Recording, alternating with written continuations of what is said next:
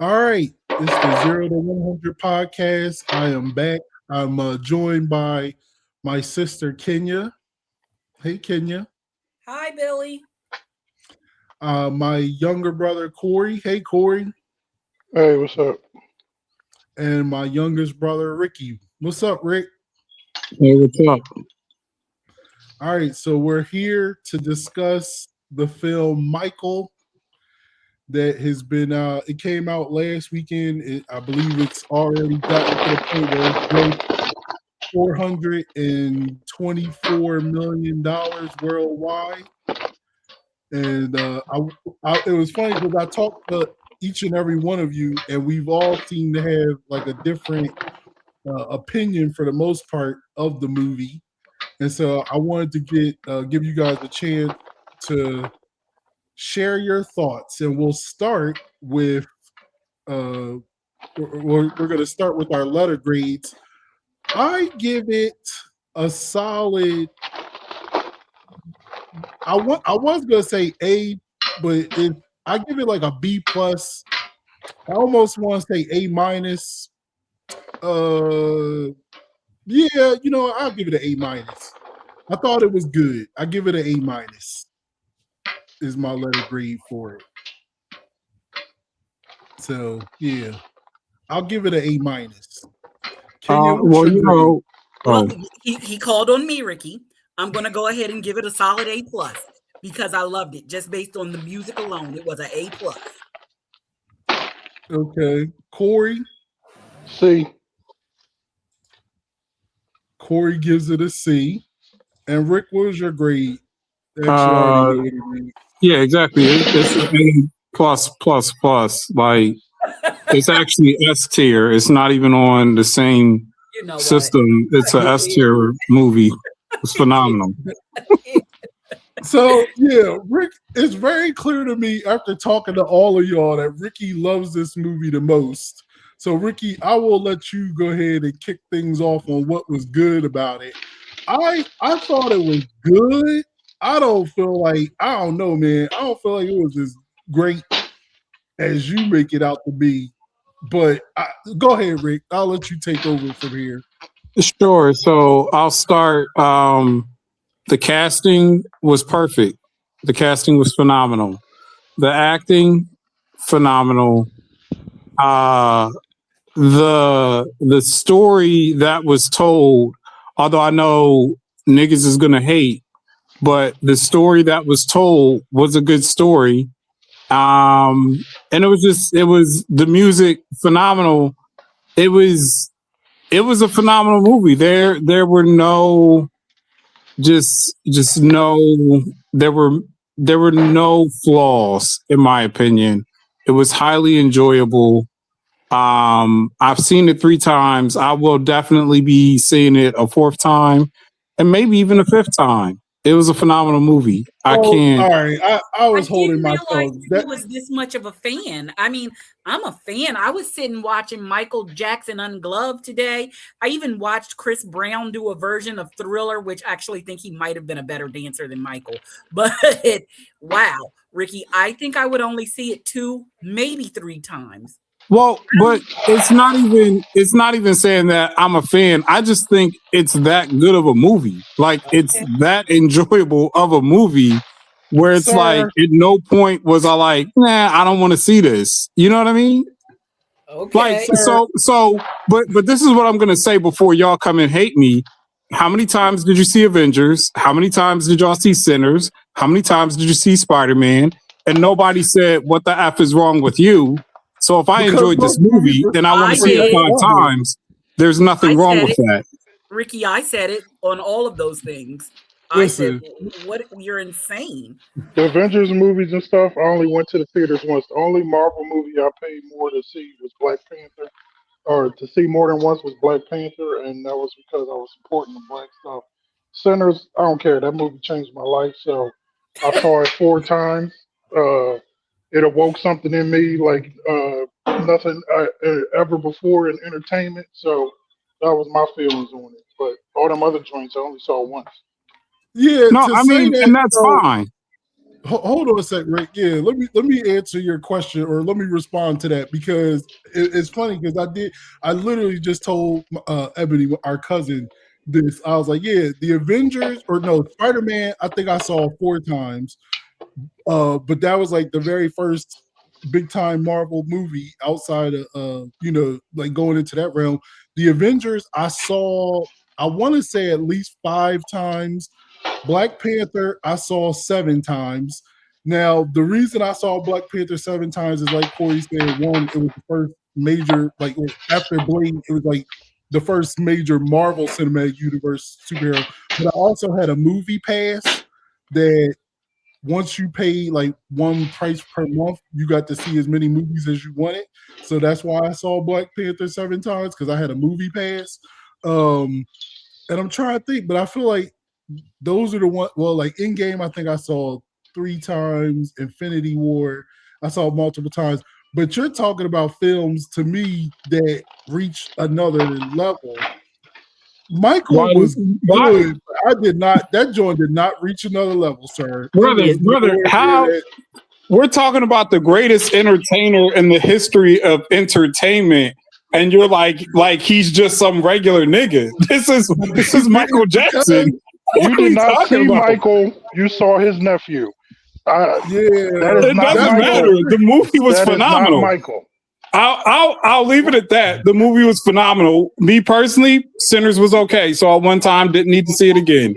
So just like you don't nah. like Michael, I didn't like Sinners enough to see it multiple times. It did nothing to change my life. But okay. Bro. And that's I'll say this. how people have different opinions. Yep. I'll say this. Um, I thought the dude Jafar Jackson, he definitely was the best part of the movie. Like I enjoy his performance the best. His performance is what carries it. The reason why I felt like it wasn't as good as like it wasn't as good as say some of those other movies that I've seen multiple times is because the pacing for the movie was not great. It was like it was a short movie. It was only 2 hours and 7 minutes, and it was like after I saw it, when I read some of the reviews for it, like I will say this: the critics that was killing it are ridiculously wrong. Like they're crazy. I don't think like that. There's no way in the way in the world this movie should be like 27% on Rotten Tomatoes. That didn't make a lick of sense. But I will say, as I saw it, I can understand why they were critical of it, because I felt like it was very jump to just here's something that happened, quick, move on, here's something that move on, like we gotta hit this beat, and they didn't really like marinate on anything, and they really didn't give it proper justice to me. Like my favorite part of it was when he was building the albums, his solo albums, like when he did Off the Wall, especially Thriller. And yet it's like, to me, I would have been cool if the movie was about him putting together Thriller with Quincy Jones. I would have thought it was spectacular, because seeing what was his thought process? Why did he come up with that concept? Why did he do this? Like they just did a quick little thing with like, here's his video and a little segment of it. And then, hey, John Landis, like, can you shoot it this way? And then boom, it was moving on. And I didn't like that aspect of it. Go ahead, Kenya. So I think that it was about timing and getting the movie in a theater. And this speaks to how there's definitely going to be a follow up to this movie, because when I watched it, I thought about the Jacksons and American Dream, and that was a mini series. So, and it also included the entire family. And so, if they wanted to do a Michael Jackson movie that encompassed everything, it probably would have been another Jackson's American Dream. But this movie is called Michael, and Michael was so many different things to so many different people that they kind of had to do quick hits. That's just what I think in terms of, they hit it here and then had to move on, hit it there, then had to move on. Because there was a lot of stuff that they didn't address. They didn't address his marriage to that weird lady, or him having kids, but maybe it was just the younger part of Michael that they were getting to. I don't know. Mm-hmm. So Corey, you had like the lowest grade on it. So what like I'll say this. I feel like uh Ricky is rating it a little too high. Corey, you're rating it a little too low. So why do you give it a C? So outside of the performances, the rest of the movie was trash. So that's why it got a C. Trash. I was thinking of rating it lower, but the performances of the songs were that magical that it got a C for me. The rest of the movie was an F, and so Good God. A performances with the F. Rest of the movie. Hold on, I'm on a podcast. Um, so A performances with an F. Rest of the movie brings it to a C because like I mean, where do I even begin? Um, the just like the stuff or whatever. I'm like this. I'm expecting this to like learn about Michael. Like, what is it that makes him special? What is it that brings this out and stuff? You know what I mean? Or just like see him as an actual person. Because I'm like, if I'm just watching the thing about a magical Negro or whatever, like I could watch his YouTube performances or whatever. Like this movie didn't really give me anything beyond, he grew up abused as a child and was terrified, and then he finally found his balls on the stage at the victory tour, whatever performance, and then, but yeah, like his nephew's performances, like that was phenomenal. You know what I mean? Like I got chills watching him do the moonwalk. Like it, and I was like watching that, just like okay, when you go break the moonwalk out and stuff. So I'm like, those things were exciting and good, and the performance was great, but other than that, I'm just like I was bored beyond the performances. What? Uh, this stuff just like seemed incomplete, or where it was just like I'll it, give you a little bit of credit on the incompleteness, but I feel like that was the pacing problem that it had yeah. because it's like they couldn't spend a lot of time on it. But like for example, like when you call it the rest of the joint trash, like I don't feel like that. Like I don't see I trash. mean, Like I thought it like was what did we see really beyond the performances? That he was a weird dude who loved animals or something, and ain't have no friends. Like what I mean, like you like his interactions with his mom was just them sitting down watching movies, eating ice cream. Like he had no real interaction with his brothers. He said he loves his brothers. Why? Like there was nothing there between them, yeah. or I feel there you, was like part of the but mhm. scenery, and it's just like what? You know what I mean? Like the only thing that was clear was that Joe Jackson was exploiting him and stuff. You know what I mean? Like I will say, like I did learn some stuff about him. Like I didn't know how bad his injury was when he was burned because it was just like a joke Mhm. in the '90s or whatever. Like it said just Jerry curl on fire, but didn't realize that. 'Cause I'm like exposed nerves and his hair never growing back, so I'm assuming like all his Mhm. life he was wearing a wig or some kind of like unit. But so I'm like, they did give me some stuff. I just wanted more, and so that was, I guess, like I maybe my expectations were too high. Like I thought I was gonna like learn something about Michael, and I really didn't. I Yeah, mean, go a ahead, couple Kenya. things, Get in not there. as much. Go ahead, Kenya. I feel like I did learn some things about Michael. Like, do you remember the comment that Joe made about his big nose when he was younger? Um, Yeah. Yeah. that that just spoke to why he wanted to change his body so much. The Yeah. beating that talked about why he was so insecure. Michael Jackson never was a child. So between the ages of 5 to 17, this guy was working all the time. It speaks to Working day and the night. nature. He was working day and night.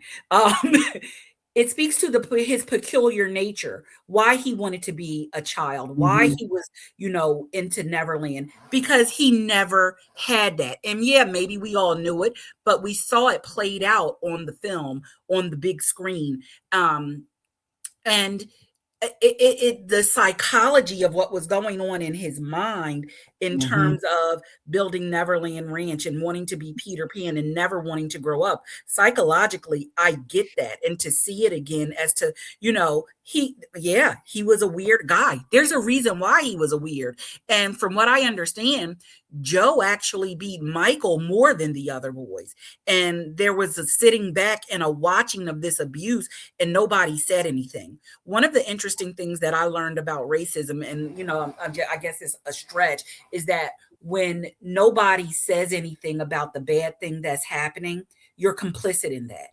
And so was his whole family complicit in the abuse that happened? Nobody said anything. And so when you don't say anything about something that's wrong or being done wrong, then you're complicit in that. Am I using the right word? Yeah, you are. So it's funny. I want to go there, but before I move on to this next subject of the movie, especially because it's something I heard today. Rick, did you want to get in there? Did you want to say something? I mean, y'all, you feel how you feel. Like a lot of what you said in terms of like the pacing, it's like, okay, we could have spent more time going into the backstory of why he said this or did that for Thriller or, Off the Wall. But it's like, would you have enjoyed the movie as much if they took away more minutes from the performances and things of that nature in order to fit those parts in? Take more minutes away from the bull crap with the CGI bubbles or the llama. I like that. Like CGI bubble. Like take away from some of the other like wasted stuff. Like there was so much that they didn't do. Like him on like his relation to the other pop stars at the time or whatever. You know what I mean? Like if you want to show how magical he is, show Madonna or some other contemporary fawning over him. You know what I mean? Like, I guess. I'm sorry. So I'll say this. Oh, go ahead, I'm sorry. The movie was Michael. I didn't come for anybody else. I came for that. I agree with that. I don't need to see any other pop stars and his relationship with them. I came to see Michael. They gave me Michael. I agree. Like I agree with you on that regard, Rick. Like because like even when you were saying Corey, like, oh, he said he loves his brothers, but I ain't see nothing with his brother. Like, I mean, to me it was like the focus was on him, and I did see how he grew up a little bit. But what Ricky has said, like, oh, they could have spent more time. Like if you take away from one thing, then you take away from seeing time on his performances. That was kind of my issue because I felt like they didn't spend that much time really on his actual performance. It was always like a quick cut, like boom, look, he's doing this little thing with Jackson 5. Okay, now look, he's doing this. Look, here's 5 minutes of Thriller. Like it just, I don't know. It just like it would have been cooler to see like why did he choose that type of style? Why did he choose that subject? Why did he go into that like route? Like I mean, but I feel like so okay, like when he did Thriller, he's watching all the movies. They've already laid the foundation to say that he's a movie watching nigga.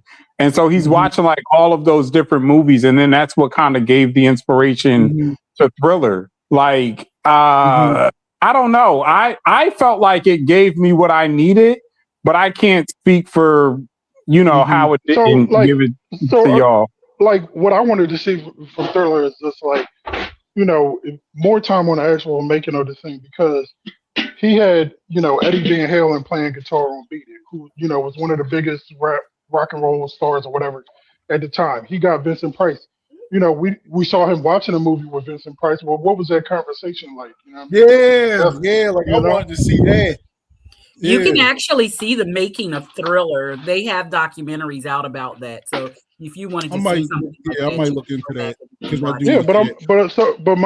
I'm like, so I guess they're basically treating it like the MCU, where it's like, okay, for you to understand this, you need to have watched all this other stuff about Michael beforehand, so we can just focus on the performances, I guess. But to be honest, if it was just a performance movie, like, you know what I mean? Like him doing all these songs and stuff, I would have liked that much more than what they put out. So the interesting question that this next interesting question I have for y'all, it was based off of actually a motivational speech that I heard today at this men's conference I was at. Corey, I'm gonna mute you because just for a Oh, second. my bad. Yeah. Yeah, go ahead. So I was at this men's conference and they closed out with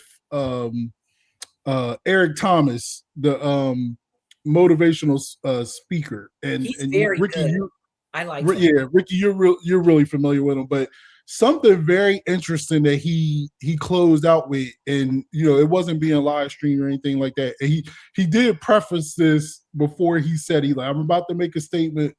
He's like, it's going to be very offensive to some of y'all. He's like, but I want you to understand, like, I'm not purposely trying to offend you, but I want you to see the point. I want you to understand the point. And he was saying how he said, if you seen the Michael movie or you seen Michael, right? And he was like, Michael Jackson was the biggest star. He was the biggest this. And he was like, but how did he get to where he was? And he was like, he got to where he was. So he was saying how Michael Jackson became this major star, and he was saying how he was from that area, like he was from the Chicago, Gary, Indiana area. Like his father, or I think it was either his father or his grandfather grew up in Gary, Indiana, worked in the exact same steel mill as Joe Jackson. And he was like, Michael Jackson would not be who he was if not for Joe Jackson. He was like, Joe Jackson made Michael Jackson who he was, like how he was this and that. He's like, so he was like, my grandfather was the same, like it was in the same place, but how come his kids didn't get to where the Jacksons are? Like the Jacksons had like 6 different people were charted from that family. Janet Jackson was just as big as Michael Jackson. So he was like, so people can talk about Joe all they want, but you wouldn't have Michael Jackson if it wasn't for Joe Jackson. And I was like, oh, snap. And then it kind of made me a little bit think where Shalay turned to me while we was watching it, and she was like, is it just me, or is Joe Jackson not that bad in this? Like, she's like he's an a-hole, but I feel like he's almost not shown as abusive as he was. And so Hold I up. said, Was that before or after he got burned and he was like, can he get back up on stage? I think that was before. She said that before, because when he that was like the part where, because I sort of felt the same way she did, because I felt like they wasn't really like, you saw him beat him and that was bad, especially the first time, and I was like, that was rough. But after that, it was like it almost felt like it just showed him as being kind of scummy. And then when you saw after the burn incident, he was like, oh, this dude's a piece of garbage. Like, your son get that severely burnt, could have possibly died. The first thing out your mouth is, when can he perform again? But what is your thoughts? Like, one, what is your thoughts on something that like Eric Thomas said, and then like, what is your thoughts on how you felt like the movie portrayed Joe? Go ahead, Can Kenny. So I'm going to say that Eric Thomas isn't wrong, but Eric Thomas is not right either. Because just because Joe Jackson made one of the greatest performers of all times, he also made one of the weirdest people of all time, one of the most just psychologically scarred people of all time. And are we saying that it's okay for him to do that because of what it produced? Because I said to plenty of times, I said, sometimes I think I'm too sensitive, and I come from people that were slaves, and I came from people that were abused. As an African-American person, I'm looking at how people were kidnapped from their homes. They were forced to work for free. Their children were taken away from them. And I'm like, I should be okay with anything that happens to me because that's what I come from. But I shouldn't be okay with anything that happens to me because those people were probably psychologically scarred. And so I'm going to base it on my blackness, and I'm going to say, yeah, Joe Jackson did produce that, but was it right? And I don't think it was right. Go ahead, Go Rick. ahead, Reed. So I'll say a couple of things. One, the first question you said, like, is Joe Jackson, like, would Michael have been Michael without Joe? Mm-hmm. Was that the? No, no, he wouldn't have been. And it's like, you do have to give Joe his credit. You know, was the way that he did it right? No, not at all. But they would not have been where they were if it weren't for Joe, you know, being the way that he was or what have you, right? The other part of that I'll say is, like, I don't know if you all picked it up from it, but even like if you watch MJ musical or whatever, right? Like, Michael would not have been Michael if Joe wasn't the way that he was. Cause like when they were performing, and the one chick, Susan, the past or whatever, was like, oh, you know, his voice is this or whatever. And Joe's like, it's not perfect yet, though. You know what I'm saying? And like, Michael wouldn't have been the way that he was about the things that he was doing if Joe wasn't like that. And so that's what made him such a great performer, because he wanted to put on like the most entertaining type of show. You know what I mean? And like, I guess, like, looking at MJ the musical and then looking at the way that he was even in that movie in different instances, like, I was able to infer that or pick up on that from their relationship or whatever. And even though he was mad abusive and everything, Michael wouldn't have been Michael if Joe wasn't the way that he was. And there were small things that Michael picked up on. The other piece that I'll say then about like the abuse and how maybe it didn't seem like it was portrayed as much in the films, like, I don't know. I'm just like, how much did y'all want him to beat that nigga? Like, he got beat in the beginning. They showed other scenes where he was grabbing the belt. They showed the scenes where Michael's a grown man and he's 20 years old, still talking about beating that nigga. Like, what else do we want to see? But then it's also like, we've all seen the Jackson family movies and all that type of stuff. We know the lore. It's just like when they made the Batman, we didn't go back and say, well, dang, y'all niggas didn't tell me how Bruce Wayne became Batman. We don't need the backstory. You know the story. You know the story. Does that make sense? Yeah, I see what you're saying. Go ahead, Corey. I needed the backstory because I'm like, make this movie for me like I never heard of Michael Jackson before. You know what I mean? Like, let me see what made him What who you he is. say it if you never heard of him? Whatever.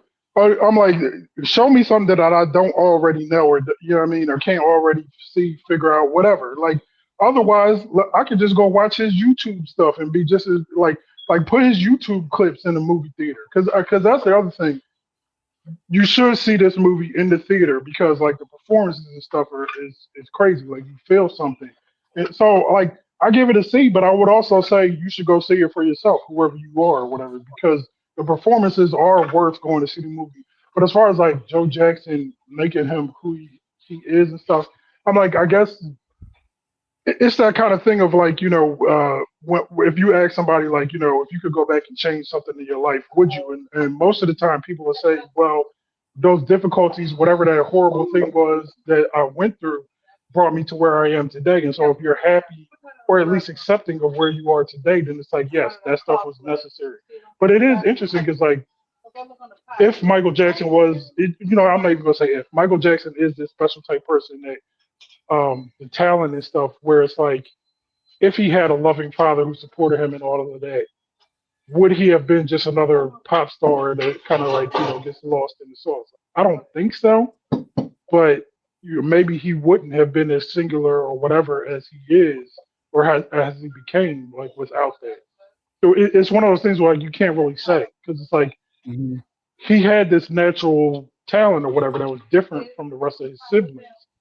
But it's like, if Joe had been nurturing and all of that, and like, would they have given up and just lived a regular life? Who knows? You know what I mean? Like, we like to think, I guess, like someone who's super talented or like that, they will rise to the top. But there are people in all types of industries, best athletes and stuff, who, for whatever reason, like, they can have the most talent in the world, but if they can't, like, fit in the system or conform or whatever, if they have whatever type issues, then that could hold them back from becoming what they were meant to be or something. So, like in a vacuum, yes, you could say that. Like without Joe, Michael wouldn't have been Michael. But it's also like maybe he would have been a lesser version. But it's like if he had that Mhm. talent and stuff, I feel like there's no denying that he would have Yeah, become something. because I'll let you jump in here on a second, Kenya, because I think that's kind of where I'm at though. It's like, yeah, he could have had when you had that kind of talent, you could have did it, but it's almost like I do wonder, like if like you said, Corey, like what if he was more nurtured? What if he was this like would his career have lasted longer? Like if he didn't force him to do the victory tour and he never got burnt up like that, and he wasn't like in so much constant pain, he wouldn't have been on them drugs that he was throughout his life, and or if he wasn't like degrading his face, he wouldn't have been kept doing surgeries and stuff. Then maybe he would have like lived longer, and we could still be talking about Michael Jackson right now if he was like more supportive. Like you could drive somebody without driving them to like Kenya said, where it clearly kind of drove him to being not normal in a way. Go ahead, Kenya. It kind of makes me feel sad that we're having this particular portion of the conversation, because in my mind it makes me feel like we're saying that what Joe did was okay because he created a superstar, and then it makes me feel like, again, I don't want to keep harping on the black white thing, but as black people, sometimes I feel like we think that the beatings are okay. And I will never, for as long as I live, think that beatings are okay. Because when you're hitting someone and you're abusing them, and then you tell a kid, don't do this, but you just did that to me. And so you're teaching them to not do the thing that you're doing to them. And it's a double standard. It's kind of like, and I'm sorry I bring this up again, the OJ thing. We all know that OJ did that. We know he did I it. don't know that. I know OJ did that. You know OJ did it. We all know OJ did it. But the sad part of it is that black people were so happy, and it speaks to the psychology of these things, because we were all like, yeah, he did it. He got away with murder. Why are we so desperate for a win in our community that we're celebrating a man getting away with murder? Furman, German. He's a racist. Go ahead, Rick. Can I say for like, yeah, Joe, beat that nigga so you can make this nigga perform at the halftime show? Like, no one's doing that. But I also think at the same time, Joe probably didn't know any better. You know what I'm saying? Like, not to like excuse the abuse, but it's not like, Joe didn't know any better at the time of when they're coming up and everything. Like, this was what Joe thought he needed to do in order to get them where they needed to be. Just like how, for us growing up, we got beat. And like, dad, that was what dad knew. And that's how dad was or whatever. Do I beat my kids, or did I beat my kids as much as dad beat us? No. Like, you grow and evolve and learn or what have you. And I think that's just natural. Like, for him to have done it that way, like, no, it wasn't great, but that was kind of what he knew. Yeah. I can't kill him for it. Yeah, I mean, like, I'm not saying you gotta kill him, but I think you can call out like him sitting there like forcing his kids to do certain things, like even as they got older. You can call like, because and as much as like dad believed in corporal punishment like a lot of parents at that time, but there was never a point where I felt like I was being, I mean, and again, like, it's a different time, and most people probably look back at what dad did, like, oh my God, call the police or whatever. But I never felt like that, and I never felt like dad ever put our life in danger with his spanking. Like, it was like two smacks or whatever. And but I see what you're saying, but I don't think anybody is trying to praise him, but I do think it's just kind of like and see that was and I'm not going to, I guess, come down on the filmmakers too much, but that also is a thing where it's like okay, well, what made Joe? And yeah, it's a Michael movie, so maybe you don't care what made Joe Mhm. into Joe and made him do all of that stuff. But that would have explained it a little more, and that's Yeah. actually kind of more a reality of the different generational things of like, okay, this is all they knew how to deal with, and it's a good thing, I guess, as far as like maybe therapizing or whatever. It's like Mhm.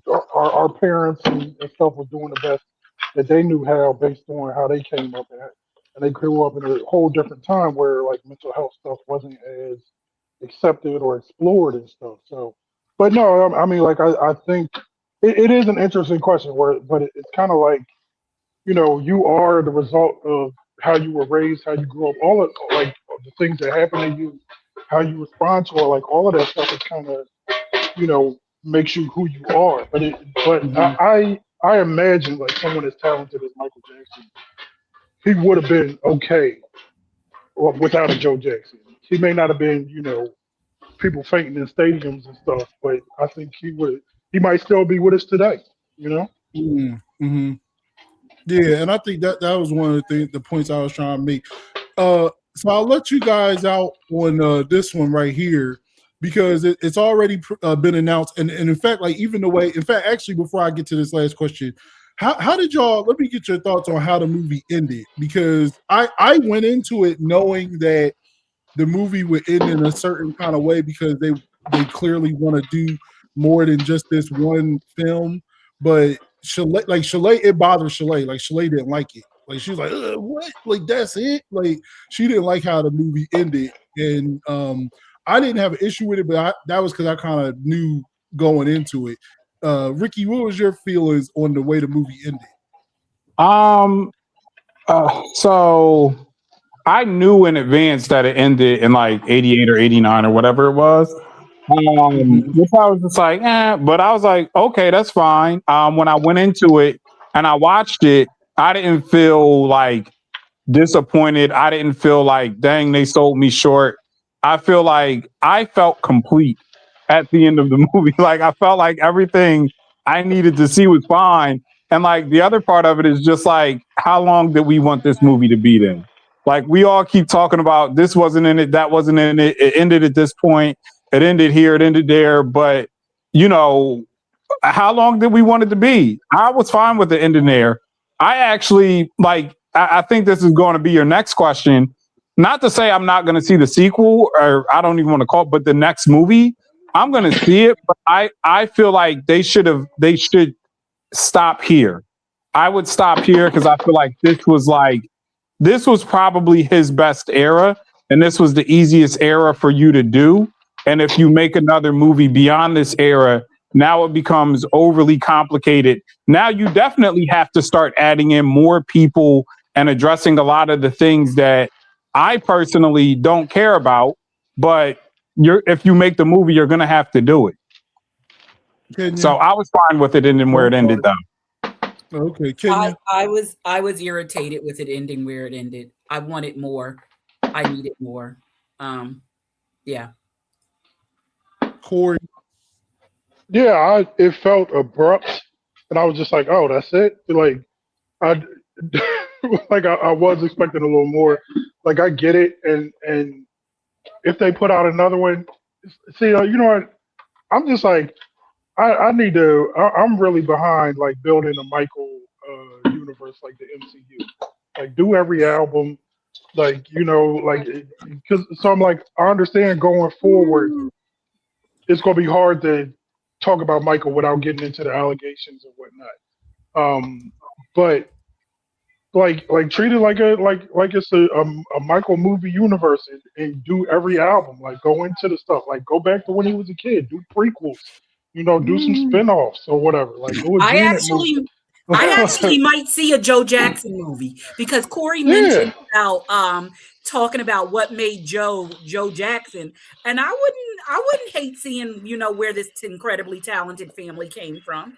I'm the biggest fan of Michael and Janet, but I wouldn't hate seeing a Joe Jackson movie. Oh, and one more thing that I wanted to say, I would have actually like to see more stuff about Michael, but then they would have had to make it another TV movie and call it Michael Jackson, An American Dream, not The Jackson's American Dream. So it would need to be more than one part because that movie was a miniseries. So I was going to say, so actually, because the question that I was going to ask you guys before I pivoted to the ending was like, so they've already announced that they're doing a sequel. It's like it's in the process of being written. They or actually I think it's already written. They want to start shooting it later, or actually starting next year is what the date I saw they put out there. What would you want to see in the sequel, Kenya? I want to see more of the relationships develop, like the behind the scenes of what happened with Michael and having his kids and how he got in touch with that woman, because it really struck me as strange that he was involved with her. He didn't look like the type of person that he would be involved with. And that might just me being, I don't know the word that I want to use. Superficial. Yes. Thank you. Shallow. Thank you. Yeah, that might be me being shallow because he really enjoyed Brooke Shields. And when you take a look at Brooke Shields compared to this alleged woman that he married and allegedly had natural children with, it makes you I'm it's suspect a little of it. questionable. Yeah. Corey, what do you want to see in the sequel?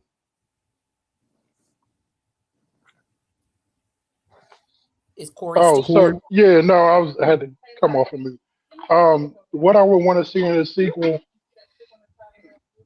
like I would want to see more of like stuff that we don't already know or haven't already seen, like how he got the Beatles catalog. You know what I mean? Like show more of Michael as like a real person or what it took for him to become what he was, not just like, oh, he's this magical person that just loves children. He's always happy and he's like, so gracious. Ricky And don't I'm just believe like, in some kids. and you know what's funny? Like I've been listening to the podcast and Van Layson talked about when he was at TMZ and there was a person working working at TMZ who was like, what do you know about the Michael cases? And he was just like, just whatever they say, this thing. And this person who had really dug into like the testimony and all this other stuff was like, I don't think he did it. And so it's very possible that he's just weird and had kids around, and then these kids' parents like took advantage of the situation of what we all thought. So it's very possible that he did not molest anybody. He was just weird. But so it is interesting that I did find out before I go to you, Rick, to get your things on what you want to see in the sequel. I will say it's interesting because I did find out that there was like moments in this original cut of the film that went into that kind of backstory and talked about his relationship with children, but they had to cut it because the estate said they couldn't do it because of NDAs and stuff and settlements, and so they had to do a lot of massive reshoots.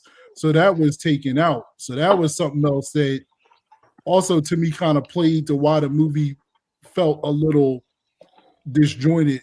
But Rick, what do you want to see in the sequel? Well, actually, you said you don't even want to see a sequel. Well, yeah. So, I mean, in all honesty, I think they should, just primarily because of the way that they did this. I don't see how you do a sequel and you do it without having to go back and explain a lot of stuff that you didn't already put in this. And so, like, because of the way you did this, I don't think there should be a sequel. But if you're going to do the sequel, the only thing I need to see is the halftime show. That's it. That's all I need to see in it. I don't care about nothing else. Do the mother effing halftime show. I really like our brother Ricky. He makes me very happy. He is a Michael fan unapologetically, and I love it.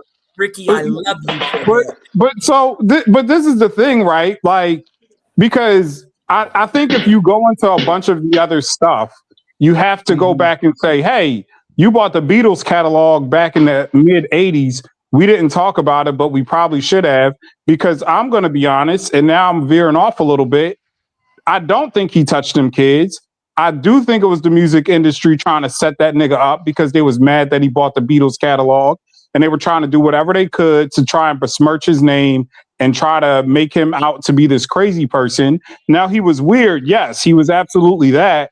But I don't think that he was a pedophile. Like there's enough people on the other side of the aisle like Macaulay Culkin and Corey Feldman and other individuals who were like, he wasn't what people said that he was. Just like there's the people who are on the other side who are just trying to get money, trying to make him out to be this bad person because they were mad that he owned half of the Sony's catalog, and then, they couldn't get it from him. And so I also partially think they killed that nigga, and that's why he died in 2009. And the catalog was sold shortly thereafter. They had too much stuff lined up to make money off of this nigga after he died, where I'm just like, that seems suspicious. I would say look at his kids more so than a conspiracy as opposed to that, because I feel like I don't know, like his kids. I'm telling you right now, it's something about them that just make me look at them a little sideways. Because even from like when you listen to Coleman Domingo and his interviews before the movie came out, and how they was like they tried to involve them, and then they almost kind of like turned their nose down to them, or was upset with what they was doing. So even though it's crazy because like they literally had like all this say in the movie to the point where they had massive reshoots. But all right, man, I appreciate you guys jumping on. Wait, as always. Can I just say, ahead, I don't think we gave that nigga Coleman Domingo enough credit because he was phenomenal. The acting, phenomenal. Great. I don't know how you didn't. I thought he was Joe.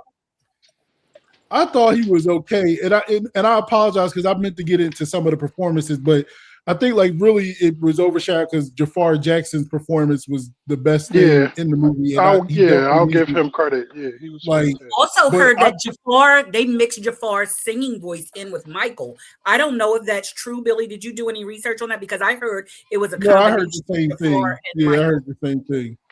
And to me, like I'll say this, like if that's the case, I like that dude got a bright future because I thought he was, and he might need Joe to come back and beat his ass so he can work on some stuff.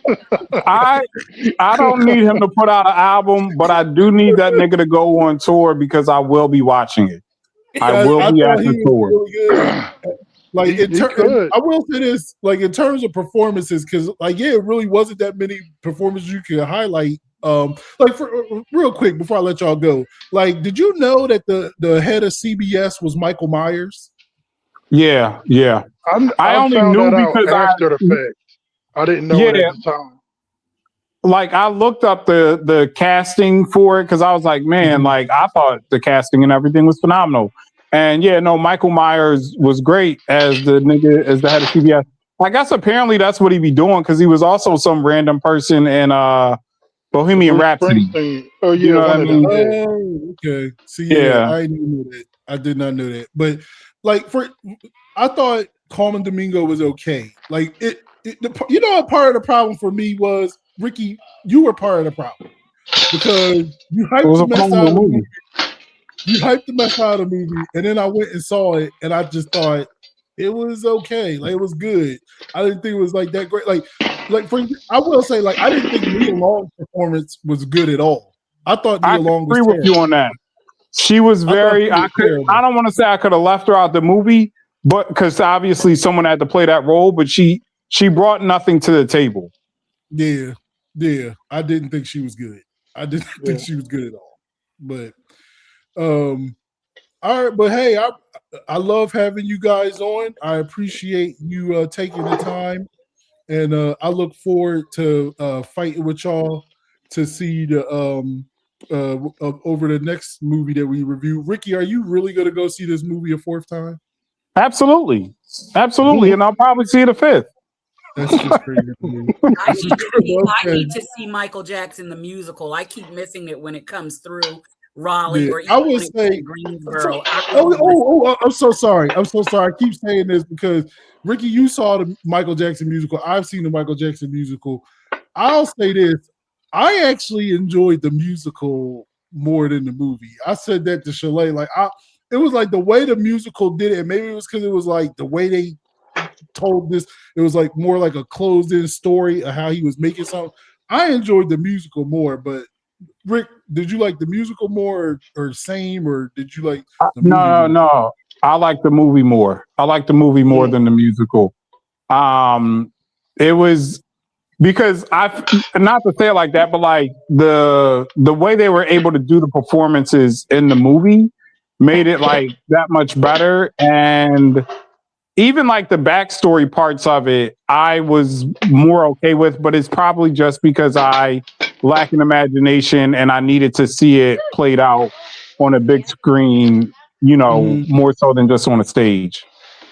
Okay. Yeah, I mean, I think it was the performances in the musical, which is why, like, I liked it so much because, like, for example, when they did the Thriller in the musical, it Yeah. was mind blowing. Like, No, no, yeah. it Yeah. was like I to will me, it agree was with like, you on that. yeah, it was like equal to the like, well, not equal to, but it was almost like on the level of the actual video itself. But And hey, I I feel like it appreciate you. surpassed the video. I like the way they did it in the musical was insane. It was phenomenal. Yeah, yeah, That and the toaster were the only things that I feel like the movie was missing. But yeah, you yeah. know, But all right. Well, I appreciate you guys jumping on. And like I said, I'll have you guys back on to talk about other stuff.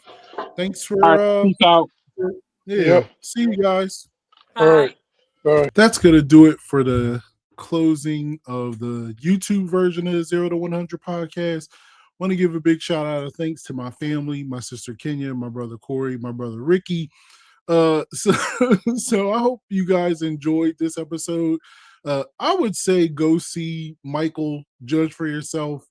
Thought it was a good movie, as you could tell from the review that we gave.